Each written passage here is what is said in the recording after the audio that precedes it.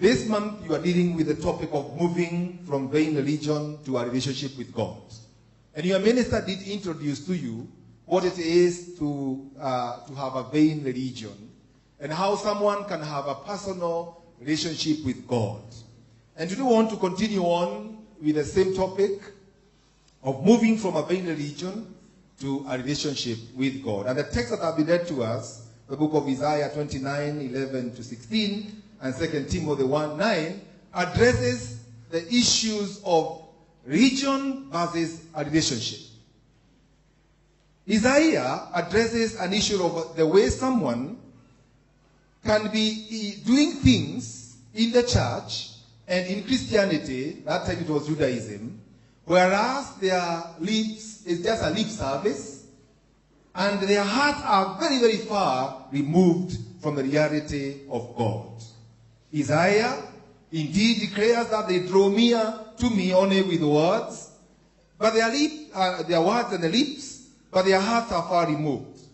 Isaiah says that their reference for God consists of what we call tradition of men, memorized Christianity. Isaiah says that these people are dangerous.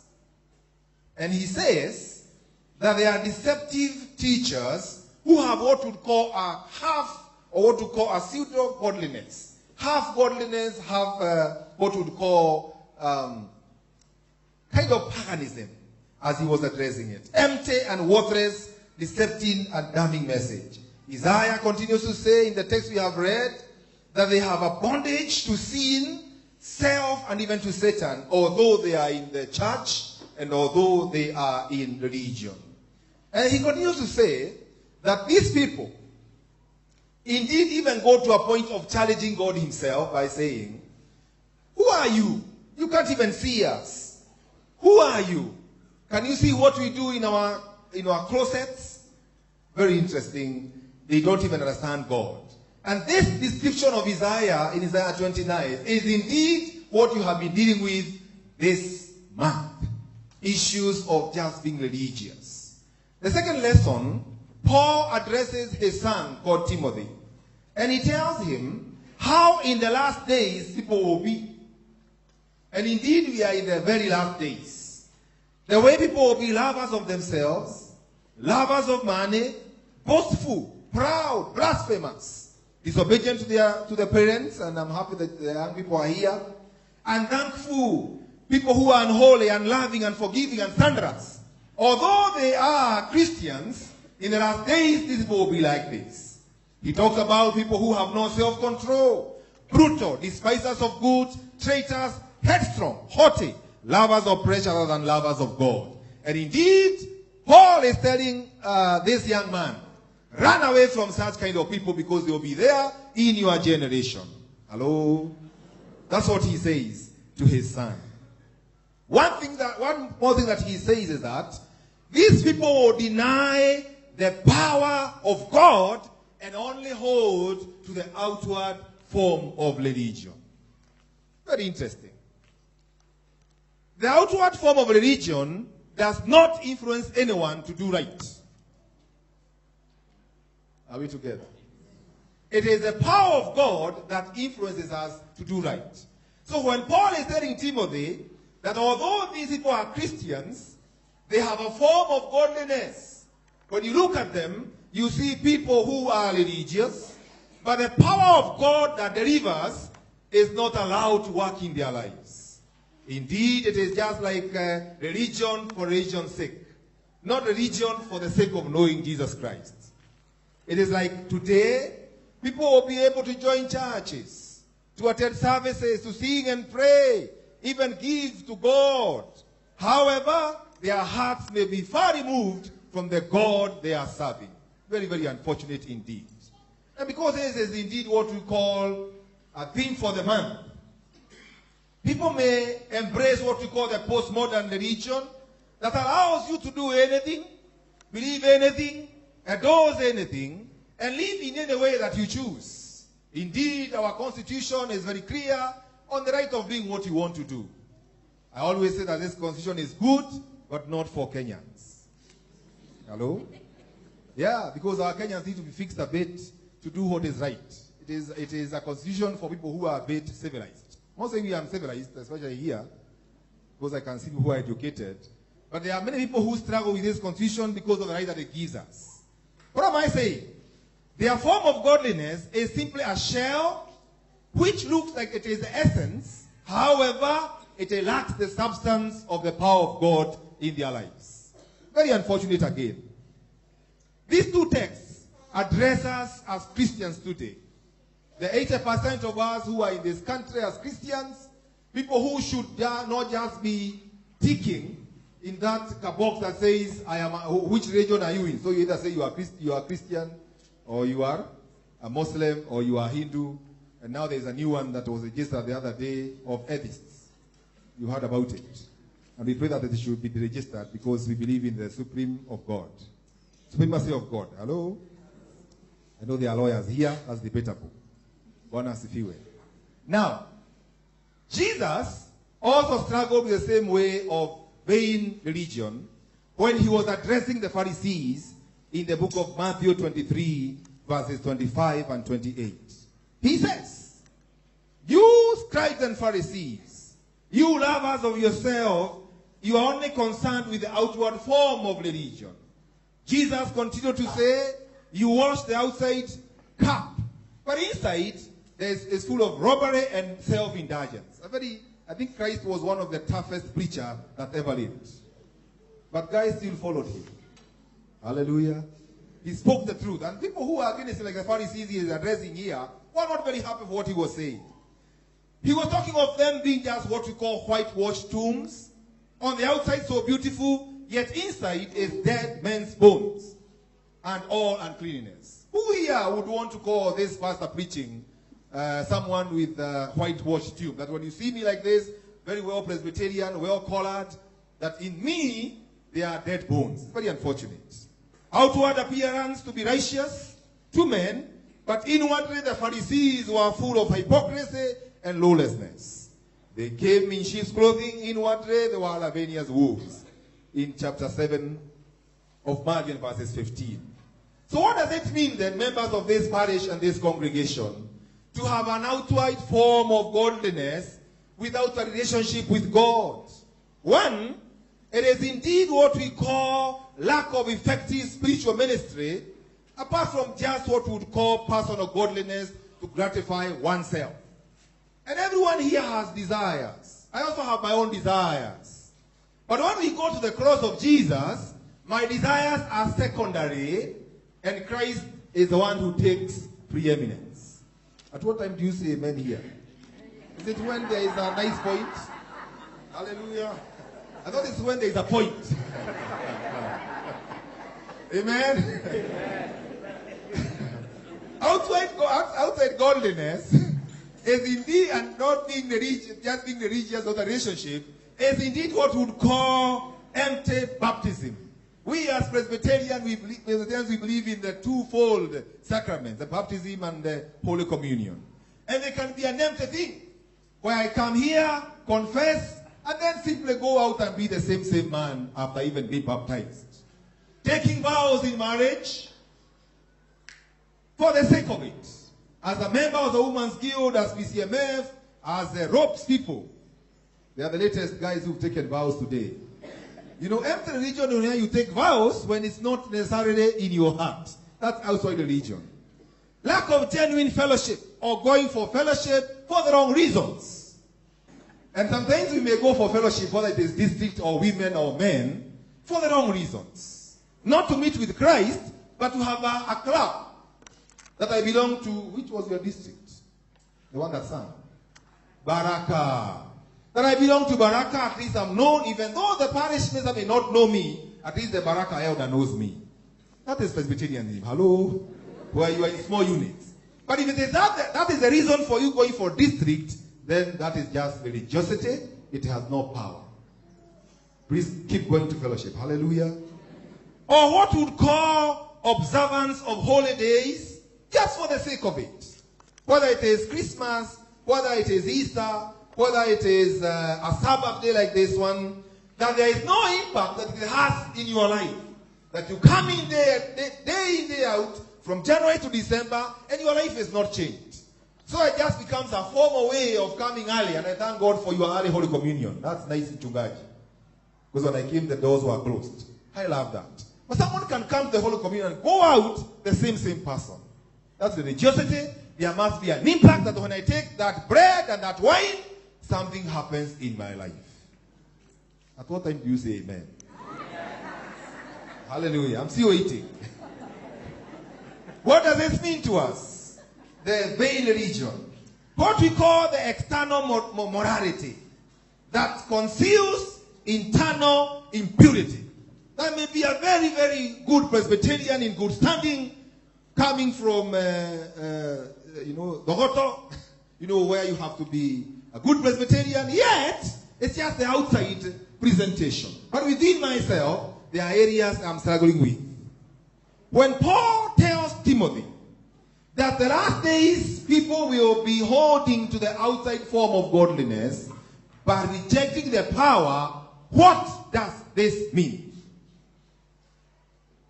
The word used by Paul for power is a word that means potential power. And those of us who know a bit of physics, potential power is not power unless it is ignited. Isn't it? It's not power. It's just potential that this, like the one in a bomb.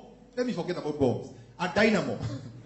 Or a dynamite. Unless a dynamite is lit, it can never explode, isn't it? So you can have the power of God here from those years you are in this church with the power of God in you, but only as dunamis, which is potential power, which has never been ignited to have influence in my life and in your life. Do you hear this? What am I saying? If Christianity has to have impact in your life and in my life, it must be that dynamic power ignited by faith. So that whatever it is that I read in the Bible, whatever it is that is spoken on this pulpit, has an impact to change my life to become a better person from tomorrow. One has it way. Indeed, when Paul says that I'm not ashamed of the gospel of Jesus Christ, for it is the power of God. What Paul says is the same concept. That power that makes me, even when someone shouts at me in a tender boat. Praise the Lord. And you say, oh, you know the way we are in very many committees. Even when you are opening the tenders, you can say, amen, we are here as servants of God in this tender boat. Praise the Lord. It is not what we call the sacred and secular. That someone is secular from Monday to Saturday, then on Sunday, they are transformed to become sacred people. And they appear here on Monday, on Sunday, to worship the Lord. No. That means there is no power of God. Are we together? Indeed, what power does is that it gives you ability to follow the fruits that come with repentance. If I say I have repented, then there are a few things that I stopped doing because of the power of God in my life. Praise the name of the Lord. Now, members of this congregation and this body, what does this relational power do? It helps us to know God. It helps us to deny ourselves things of this life, even when they are very sweet and enticing. It is this power of God, young men who are here, that will hinder you from opening a site or browsing in areas that are compromising and areas you cannot share openly. Anyone seated here who, when they go to browse, they have to be in a closet, under the blanket, then the power of God has been pushed aside. Hello? But anyone who can share where they go for those sites, then that person, if you can share with everyone, then you are in the right power. Are we together? So what is the way forward? What's the way forward? For us as members of this congregation to move from vain religion into a relationship with God. And I have 6 points. And then finish and go back to Nyamashaki. Number 1. Our faith should be relational, not just a religious observance. I'll repeat that. Our faith should be relational, not just a religious observance. Indeed, Christianity is more than a religion. Nothing is not a religion. It is, but more than, because it is a relational religion. Meaning, when the 10 commandments are put down, commandments number 1 to 4 says, love the Lord your God with all your heart, with all your soul, with all your mind. Commandment 5 to 10 says, love your neighbor as yourself. Simple. So when Christ was going to heaven and told his disciples, go and make disciples of all nations, baptizing them in the name of the Father, Son, and the Holy Spirit, teaching them to obey all the things I have commanded you. That command is, love the Lord your God with all your heart, with all your soul, and with all your spirit, and love your neighbor as yourself. So nobody who is a Christian should hurt another person, whether it's a Christian or not, because it's relational. So Christianity is not just a religion, it's a relationship. It is how I love my wife. It is how I love my enemies. It is how I love my opponents. It is how I love the guys who keep on poking holes in what I do every day. That is why Christianity is different. Other religions will say, if you don't believe in what I believe, then you are 1, 2, 3, 4. I don't want to mention that. If you don't believe in what I believe, then I should kill you. For religion, for Christianity, it is relationship. So, if I preach here, and my wife cannot say amen, then I have a problem. Are we together? Because all of you tell me how I have preached well. She will not tell me that, Leo, ulikuwa offside. Because she's very genuine, and she knows that I have to preach right from home as I come this direction to church. Hallelujah. Because it is relational.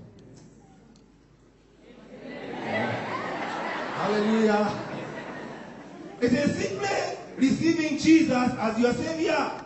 How can you be here from January to December, year 2013, 2014, 2015, now we are in 2016, and the word has been preached here, and you have never surrendered? Yes, you have surrendered to many other areas of investment of surrender and what have you. If you don't want to surrender to God, then there's a problem. It is more of a religious observance than a relationship with Jesus Christ. Are we together? Number 2, the second way that God is calling us to come away from vain religion into a relationship is to be able to carry the cross of Jesus Christ and follow him. Carrying the cross is not easy. It is not the Reggio Maria way of a big cross. It is not this cross I'm carrying. This is actually bling bling. Are we together? It is indeed the cross of Jesus that sacrifices. The cross of Jesus that tells me there are things that are beckoning me, but I say no to them because I am following somebody who died on the cross. Amen? It is indeed making a decision that you can be offered opportunities, some places, and you realize you cannot be there and be clean. And you tell them, thank you, no sir. I am all right the way I am. It is for the young men to make a decision, and the young women here, not to get into an evangelistic marriage. You know, an evangelistic marriage where you get somebody who is not a Christian to preach to them. The last time I gave a testimony to my wife was before I married her. Because I was wooing her to come this side. When she got home, no more testimonies. Hello? Ask her when I first told her, hey, never. So, at home, there are no testimonies. It is deciding that although it is taking longer to get a spouse, you can still, because of the cross of Jesus, wait upon him until the opportune time. Young men and women say amen. Because it's not easy. It's not easy. Number 3. The third way we can move away from vain religion to a relationship is by avoiding simply memorized Christianity. Memorized Christianity sometimes can be what we did this morning. Please all of you stand up, not now. Let us declare the Apostles' Creed. I believe in God the Father Almighty. Some of you are just looking up and we are used to it. Like me, if I say it in Kikuyu, I can say it when I'm sleeping. Are we together? But does it have an impact in my life that when I say I believe in God the Father Almighty, the maker of heaven and earth, That those of us who are in leadership, you know that the maker of heaven and earth can give you a promotion. It is not bribery or corruption that lifts you up. Are we together? If you believe in it. I believe in God the Father. The other day a woman was confessing, called, she's a witch from Kangudo. And she came on TV saying the way, next year she's going to benefit a lot. Because a lot of our politicians will go where? Anybody, and I'm not against anyone here. Because people saying they are frequent. And unfortunately, that lady also said, "Ata pastors wanakujaga hapa." Can you imagine? And I felt ashamed that me as a pastor, for me to get anointing, I can go to a mganga. Do I really believe in what I announced here? That I believe in God the Father Almighty? Help me. You are even lost, my friends. Creator of heaven and earth. People can actually be doing the Lord's Prayer, but just a memorized Christian rite. Our Father.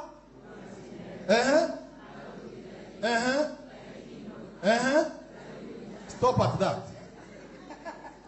Thy kingdom come. Thy will be done here.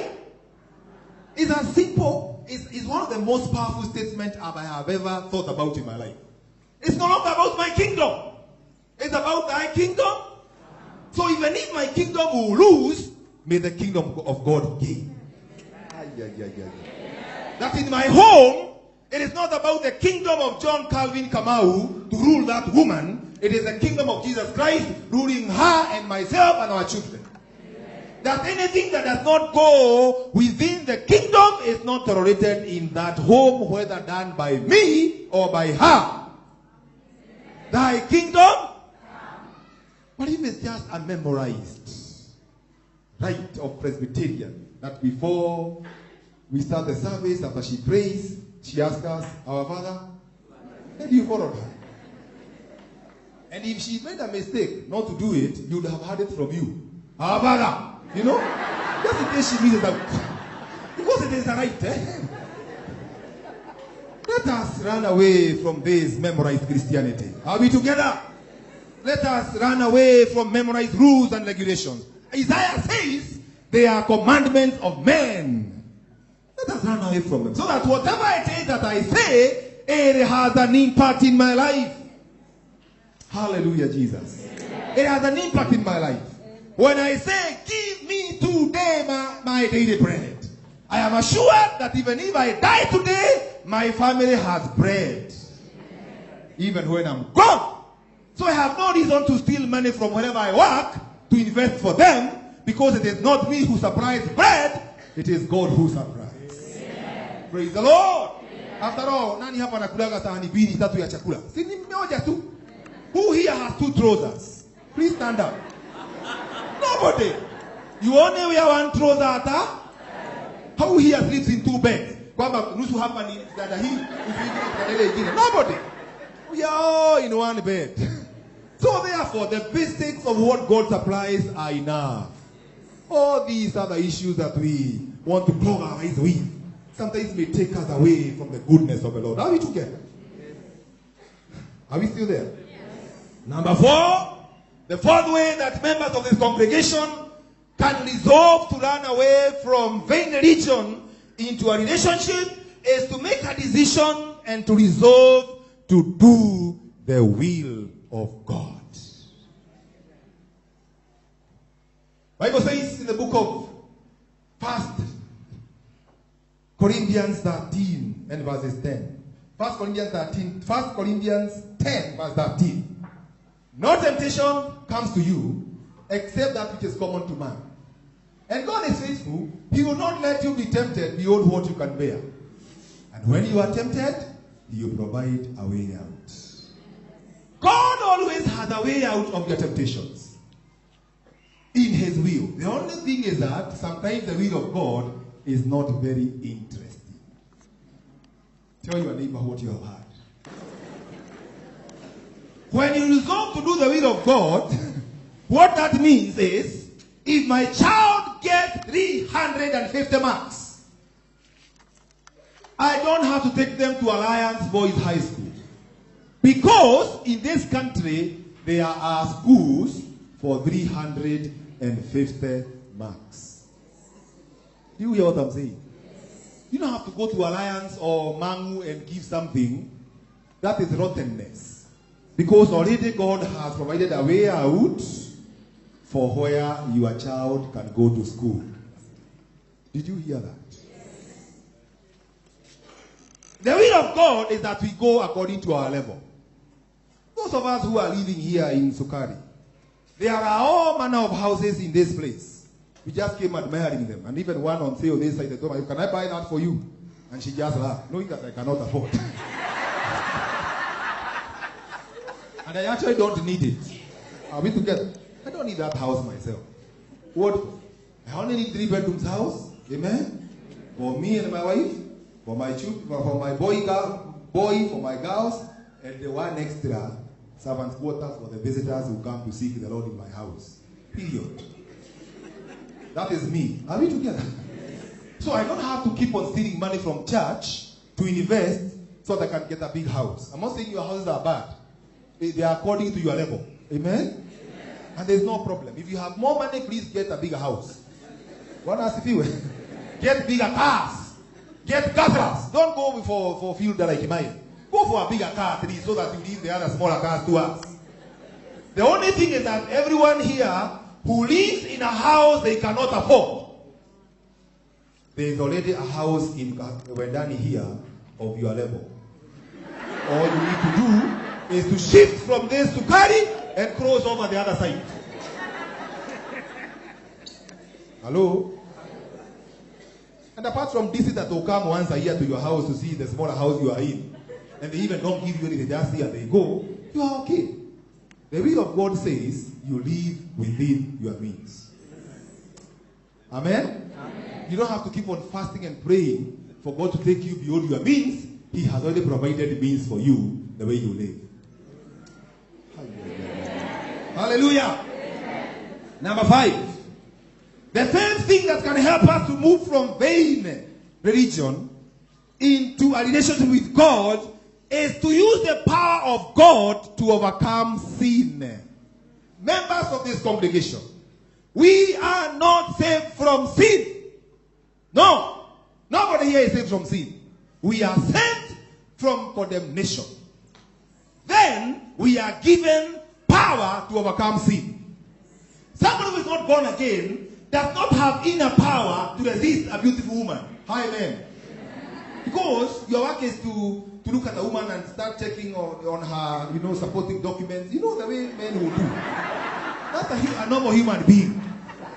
A normal man who is in Sukari. Hello? But when you are a Christian with the power of God, you see those documents and say, yes, they are there, but I have my wife at home. That which tells you that is the power of God. Amen? And those who are not married is to say, I need to beat my body and let it obey Christ. That's what Paul says. Beating your body. Telling your body, listen here. I know money is beckoning. I don't need that money for now. I have what I need. Are we together? It is indeed saying that you will allow the power of God to help you overcome sin. Again, you pray today. Lead us not, but exactly. God, lead us not temptation. But in case we get there, because we occasionally get there, do what? Because sometimes we get there. Anybody here who confess their sins today, they are already down. You did not hear that. Do you hear that? Sometimes we fall. But God, by His power, helps us to move on and grow. That's why we are preaching every Sunday here. We are not here for gymnastics. We are here to nurture people to grow to higher levels of Christian faith. Number 6 and the last one. Let the power of God inform your lifestyle. Let the power of God inform your lifestyle. Young people say, WWJD.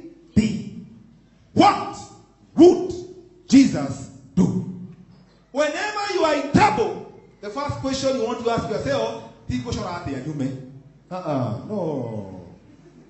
It is, what would Jesus do? And all of us here get into conflict. All of us here get into problems in our families. All of us here have challenges we are facing. If you want your lifestyle to be informed by God, the first question you ask yourself is that, if it was Jesus Christ in this situation, what would he have done? If it was Jesus fighting Ruto and Uhuru, what would he have done? He would have told them, go and sin no more. Hello? Yes. If it was Jesus, maybe fighting someone else, I will not mention, will tell them, look at the speck in your eye. Are we together? What would Jesus do? Those of us who are almost running away from their homes, women seated here, mguye moja iko kwa kukomboa, ile ingine iko kwa bwana yako. You know? Would Jesus run away from that home? I know it's a bit frustrating, and some of you are only waiting watoto wasomeshwe na mzee. Yashika leo hukumati ya miaka. Ndio bila miaka. Is that what Christ would do? Who told you that when you get saved, it's a red carpet walk? That's not what Christ was called to. Indeed, it was a thorny thing on his head. Are we together? So who lied to you? That mambo sawa sawa. Help me. Mambo sawa sawa.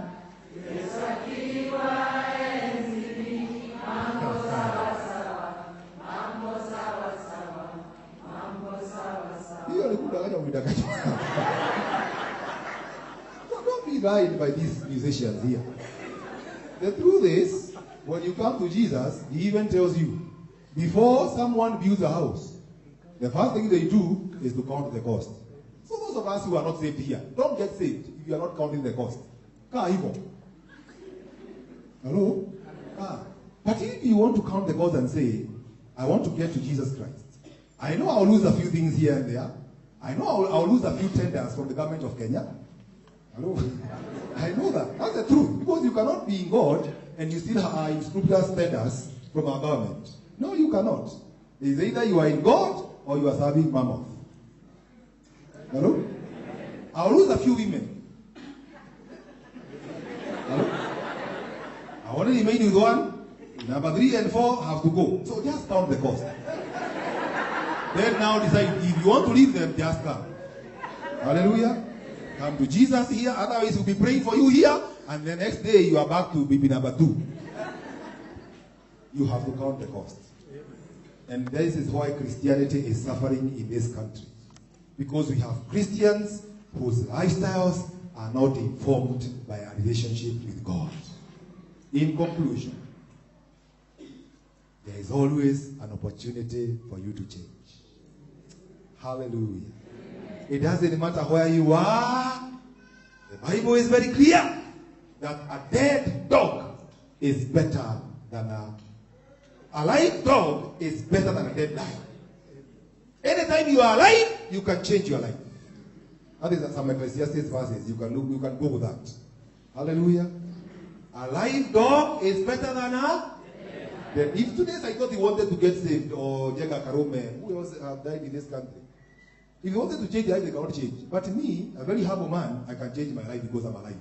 Those young men here want to commit suicide, please. You are a better dog when you are alive, because a dog can eat. There is the verse. Anyone who is among the living has hope. Even a live dog is better than a dead lion. Young men here, when you lose a girlfriend, who is a girlfriend after all? Oh my God. This country has very many beautiful women. Why do I need to die? Hello? There is hope for tomorrow. So anyone seated here whose their life is in a mess, there is an opportunity for you to change from that vain religion into a relationship with Jesus Christ. But when he comes, he must speak to your life. He is not a silent listener of every conversation. No. No. He comes and takes over. So that you can say as Paul, it is no longer I that lives, but Christ that lives in me. I have finished. Ni ujumbe wa Bwana